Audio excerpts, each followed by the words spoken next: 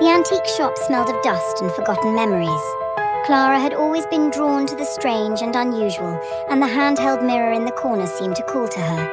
Its frame was ornate, carved with twisting vines and faces that seemed to shift when she looked away. The glass was flawless, reflecting her wide-eyed curiosity with an almost unnatural clarity. "That one's special," the shopkeeper said, appearing out of nowhere. His voice was low, almost a whisper.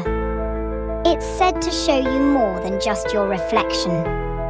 Clara laughed it off, but something about the mirror compelled her. She bought it without haggling. That night, she placed it on her bedside table. The room was quiet, save for the faint ticking of the clock.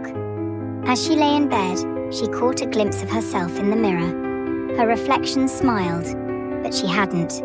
She sat up, heart pounding, and stared into the glass. Her reflection stared back, its expression calm, almost mocking. "Stop it," Clara whispered, her voice trembling. The reflection tilted its head as if considering her. Then it raised a hand and pressed it against the glass. Clara stumbled back, nearly falling off the bed. The mirror clattered to the floor. When she gathered the courage to pick it up, her reflection was normal again. She told herself it was just her imagination, a trick of the light. But over the next few days, strange things happened. She'd catch the mirror reflecting things that weren't there, a shadowy figure standing behind her, a face peering over her shoulder. Her reflection began to move on its own, mimicking her actions a second too late, or not at all. One night, Clara woke to the sound of whispering.